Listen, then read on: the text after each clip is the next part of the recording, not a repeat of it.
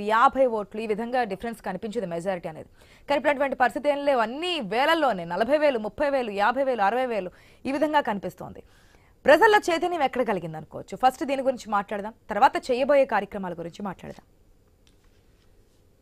ఆశ గారు, మీకు ఐన్యూస్ వీక్షకులకు చర్చలో పాల్గొంటున్నటువంటి మిత్రులందరికీ కూడా శుభోదయం అండి.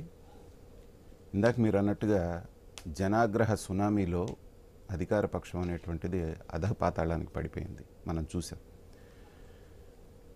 చరిత్ర అంటే ప్రజలు ఇచ్చినటువంటి అత్యున్నతమైన తీర్పుని 151 సీట్లలో ఒక యువకుడికి ముఖ్యమంత్రి పీఠం ఇస్తే దాన్ని ఎంతగా మిస్యూజ్ చేయొచ్చు, ఎలా పతనం అవ్వచ్చు అనేటువంటిది చేజేతులారా చేసుకొని చూపించినటువంటి వ్యక్తి జగన్మోహన్ రెడ్డి గారు, జగన్మోహన్ రెడ్డి గారి ప్రభుత్వం.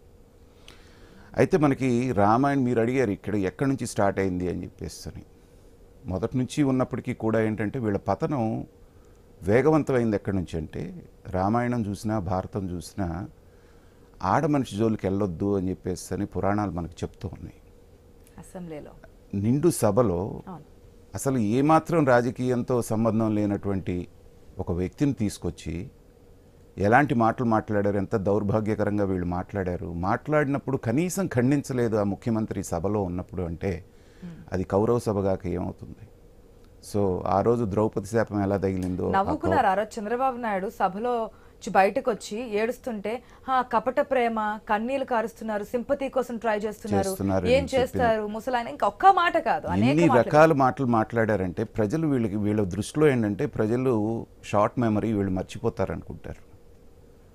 కానీ వాళ్ళు ఏంటంటే ఆ కంప్యూటర్ చిప్లో లాగా ఎక్కడో అసెంబ్లీ గురించి వచ్చింది కాబట్టి ఇంకో విషయం బాగా సర్క్యులేట్ అవుతుందండి. ఒకటి శబదం, నేను సీఎం అయ్యే వస్తానన్నారు చంద్రబాబు నాయుడు. చాణక్యం, ఆయన యొక్క నాలెడ్జ్, ఆయన యొక్క విజన్ అందరికీ తెలిసిందే.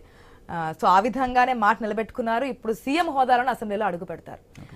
అంత స్థాయి అంటే ప్రతిపక్ష హోదా, లేదంటే 3 సార్లు సీఎంగా చేసినటువంటి వ్యక్తిని కూడా జగన్మోహన్ రెడ్డి సీఎం చైర్లో కూర్చొని ఏంటి కళ్ళరు చూస్తే ఏమైతుంది, భయపడతారా, కూర్చోవయ్యా కూర్చో అంటూ ఒక్కసారిగా 151 మంది అంటే జగన్ చేసి 150 మంది ఎమ్మెల్యేలు ఆహాకారాలు చేయడం ఇదంతా కూడా చూస్తున్నాం.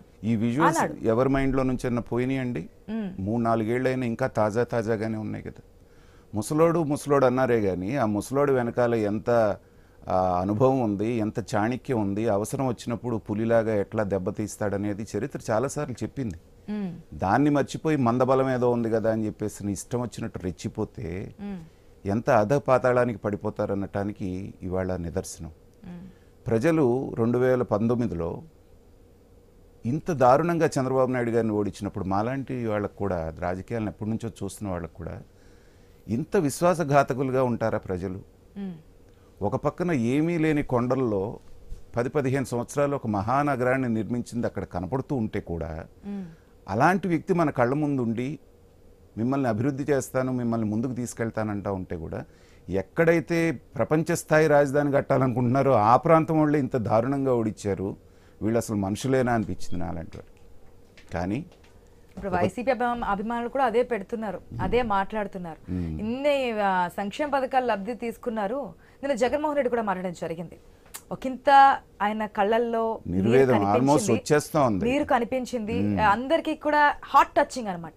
ఐ థింక్ ఫస్ట్ టైం అనుకుంటా ఒక స్క్రిప్ట్ లేకుండా జగన్మోహన్ రెడ్డి మాట్లాడి స్క్రిప్ట్ లేకుండా ఆయన మనసులోంచి వచ్చినటువంటి మాట ఎంత ప్రజలకు టచ్ అయిందో చూసాం. ఇప్పటి వరకు కనీసం తిట్టాలన్నా సరే స్క్రిప్ట్ చూసుకొని చదివేటటువంటి సీఎం ఒక్కసారిగా మనసులోని మాట బయట పెడుతున్నప్పుడు ఎంత హార్ట్ టచింగ్ ఉందో మనం చూసాం. ఏదో మోసం జరిగింది, ఏదో అన్యాయం జరిగింది, కానీ మన దగ్గర ఆధారాలు లేవు. పెట్టుకుంది పెద్ద వ్యక్తులతో, పెద్ద కూటమి. ఒక్కసారి గౌరవం వచ్చింది. చంద్రబాబు నాయుడు గారు, పవన్ కళ్యాణ్ గారు వీరందరికీ అభినందనలు అంటూ చెప్పున్నారు. కానీ అప్పటికే టైం జారిపోయింది కదండి. తర్వాత ఇప్పటికీ కూడా ప్రజల్ని బ్లేమ్ చేస్తున్నట్టు మాట్లాడుతున్నారే కానీ ఎక్కడ తప్పు జరిగిందనేటువంటిది కొంచెం కళ్ళు తెరిచి చూస్తే తన అనుచరులు ఏ రకంగా ప్రవర్తించారు, తెలుగుదేశం కార్యకర్తల మెడ మీద కత్తిపెట్టి జై జగనను లేదంటే చంపేస్తామంటే జై చంద్రబాబు అంటే పీకలు ఎలా కోసారు, పెట్రోల్ పోసి పిల్లల్ని ఎలా 15 సంవత్సరాల పిల్లల్ని ఎలా తగలేశారు, డోర్ డెలివరీ ఎలా ఇచ్చారు దళితుల్ని, ఇవన్నీ కారణాల కింద కనబడట్లేదు ఆయనకి. అంటే కేవలం సంక్షేమం చేసేసి ఇంత విధ్వంసం చేసినా కానీ, ప్రజల్ని ఈ రకంగా హింసించినా కానీ మళ్ళీ 151 పైన 175 ఇస్తారనుకుంటాం అనేది అవివేకం కదా. ఇప్పుడు అంతా కాలింత చేతులు కాలినా కాకులు పట్టుకుంటూ ఖచ్చితంగా మీరు అట్లా చెప్పుకుంటూ పోతే ఈ డిబేట్ చాలదు మనకు. 3-4 గంటలు చెప్పొచ్చు. రిషికొండ కావచ్చు, ఇది కావచ్చు, రాజధానులు కావచ్చు, ప్రత్యేక హోదా కావచ్చు, చాలా లిస్టే ఉంది. దీంట్లో ప్రధానంగా మనం ఎవరన్నా తప్పు పట్టాలి అంటే ఏమంటే జగన్మోహన్ రెడ్డి గారిని. ఇప్పుడు ఏమన్నారు, నన్ను చూసి ఓట్లేండి మిగతా ఎవరు కాదన్నారు. జనాలు ఆయన్నే చూశారు. ఇంకోటి కూడా అంటే ప్రతి మాటకి ఇంటరప్ట్ చేస్తున్నాను నాగార్జున గారు. ఇంకోటి కూడా చెప్పున్నారు, నా వల్ల మీకు మంచి జరిగిందంటేనే ఓటేయండి, లేకపోతే ఓటేయద్దు. సో మంచి జరగలేదని క్లియర్ గా వైసీపీ నాయకులు డిబేట్స్ కూడా చెప్పున్నారు. ఇంత దమ్మున నాయకుడు ఎక్కడున్నాడండి? మా వల్ల మంచి జరిగితేనే ఓటేయండి అని చెప్పి నాయకుడు ఇప్పటి వరకు పుట్టున్నారా రాజకీయాల్లో? సో జగన్మోహన్ రెడ్డిని మనం చూస్తున్నాం అని చెప్పి అనేక మార్పులు చేర్పులు మనం చూస్తున్నాం. అదొకటి అభివృద్ధి కోసం అయితే ఎమ్మెల్యేలను మార్చడం, ఒక ప్రాంతంలో పట్టున్నటువంటి ఎమ్మెల్యేలు మరొక ప్రాంతంలోకి మార్చడం, ఇవన్నీ ఆ రోజు మనం మాట్లాడుకున్నవే. సో అదేదో పెద్ద స్ట్రాటజీ అన్నారు ఆ రోజున. 80-90 మందిని మార్చేస్తున్నాం. ఒక పక్కనేమో నన్ను చూసి ఓట్లేయండి అంటున్నారు, ఇంకో పక్క మీ పెర్ఫార్మెన్స్ బాగాలేదని వాళ్ళందరినీ మార్చేశారు. నేను ఆ రోజే చెప్పాను, ఇది స్ట్రాటజీ కాదు, మ్యాడ్నెస్ అని. అదే ప్రూవ్ అయింది. వాళ్ళకి పట్టున్నటువంటి స్థానాల్లో మంచి వచ్చేడో వాళ్ళని పెట్టకుండా అసలు ముక్కు మొహం తెలియని ప్లేసులకు తీసుకెళ్ళి వాళ్ళని పెడితే, ఇప్పుడు మీరు చదివినట్లో బోల్డ్ మనీ ఆ మెజారిటీలు ఏంటండి? అది ప్రజాగ్రహం కాకపోతే మామూలుగా గత ఎన్నికల్లో చూసాం 2,000, 3,000, 5,000 సీట్లు చాలా ఉన్నాయి.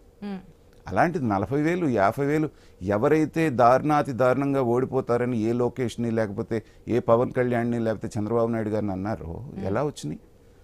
మీ హయ్యెస్ట్ రికార్డ్ ఏదైతే జగన్మోహన్ రెడ్డి గారు ఉందో దాన్ని కూడా క్రాస్ చేశాడు లోకేష్. కాబట్టి దీనికి అంతటికీ నేను మళ్ళీ బ్లేమ్ చేసేది జగన్ గారినే చేస్తాను.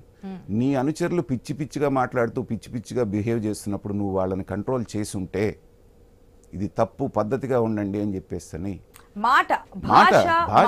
ఇవే మెయిన్ గా వైసీపీలో నెగిటివ్ మార్క్ అనేది క్రియేట్ చేస్తుంది. ఏంటి రాజకీయాలు ఏ విధంగా అయిపోతున్నాయి? కనీసం పిల్లల్ని పెట్టుకుని టీవీ ఆన్ చేసి ప్రెస్ మీట్లు వినాలన్నా సరే భయపడే స్థాయికి వచ్చేసాయి. మనం ఈసారి చూసుకుంటే గనక గతంలో ఓడిపోయిన నాయకులు ఈసారి అసెంబ్లీకి వెళ్ళిపోతున్నారు. లోకేష్, పవన్ కళ్యాణ్. అసెంబ్లీ గేట్ కూడా తాగిన 2024 జగన్మోహన్ రెడ్డి వన్స్ మోర్ అని చెప్పి రోజా ఒక సభలో చెప్పడం జరిగింది. బాగా ట్రోలింగ్ అవుతోంది. నాగార్జున గారు ఒక్క నిమిషం, ఎంత మాట్లాడినా మనకి 1 అవర్ కూడా